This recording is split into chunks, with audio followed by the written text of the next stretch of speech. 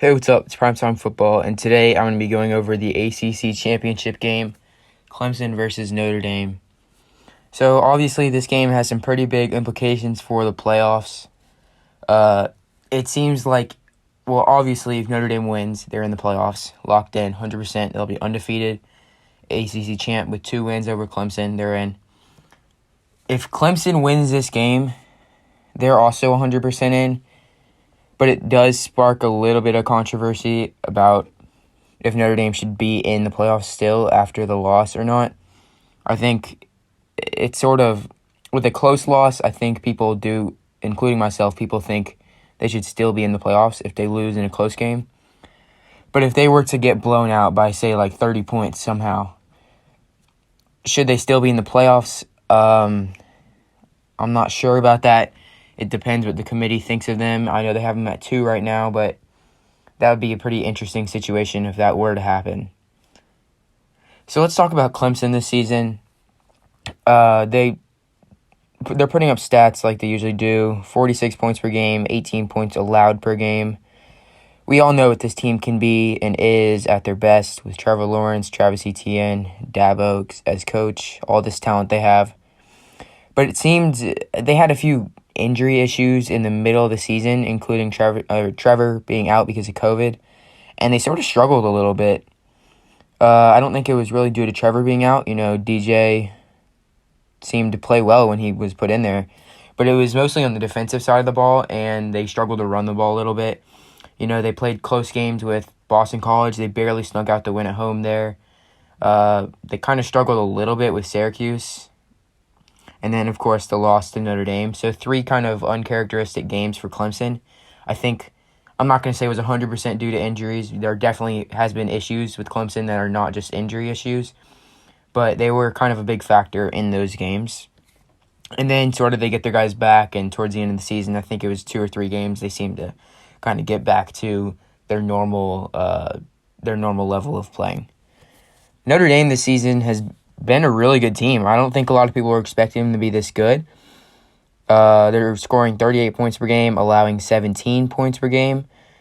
They're a pretty defensive team with a strong run game, and they have a solid quarterback who can do what he's asked of. They kind of remind me of sort of a Georgia team in past years with a really good defense and strong run game, and then a quarterback who's not like elite, but he's a pretty solid quarterback. I'm talking about Jake Fromm. Obviously not his junior year, but a quarterback that can sort of make plays if he's asked to.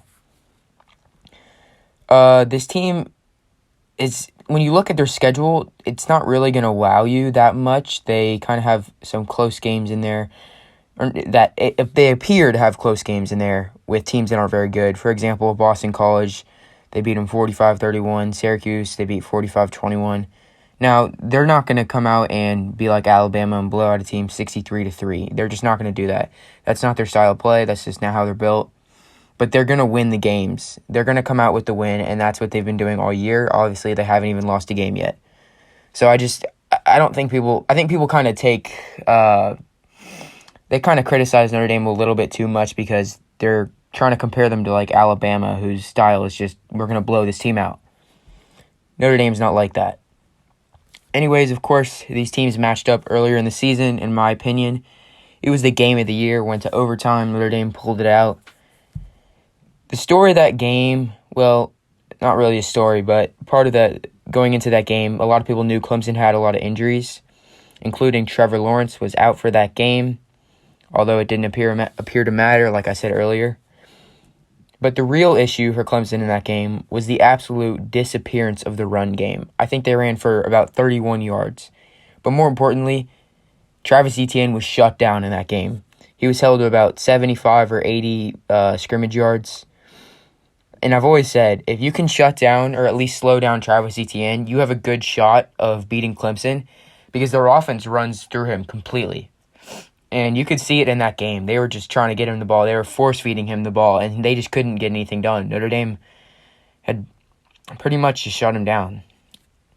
And on the other side of the ball, Notre Dame had a very good balance in that game, something Clemson didn't have. They were all pass. But Notre Dame ran for 209 yards at 5.1 yards a carry. And Ian Book was 22 for 39 for 310 yards, a touchdown, and no picks. So it seemed like they were doing everything pretty well in that game, and I think that's something they're going to need to recreate this weekend. From what I need to see from Clemson to win this game on Saturday, I need to see Travis Etienne get involved and have success. They were getting him involved in the last game, but he was not having success. So if he does that, things will open up for Clemson quite a bit. I also need to see Trevor Lawrence play a clean game. Sometimes it feels like you saw it a lot at the beginning of last season. He gets a little bit overconfident. There's all this hype around him. He's the best quarterback in America. Everybody says that. He's going to be the number one pick. People have been saying that since his freshman year. I feel like he kind of throws things that he shouldn't be doing sometimes because he gets a little bit overconfident. So if that Trevor Lawrence comes out in this game, there could be some problems for Clemson because he tends to get turnover prone when that happens. But if Trevor comes out and plays a clean game and Clemson defense sort of makes Notre Dame's run game one-dimensional, or not run game, makes their offense one-dimensional by shutting down the run game, then I see Clemson winning this game. For Notre Dame to win, they sort of need to follow a same game plan that they did last time, which is shutting down Travis Etienne, having balance on offense.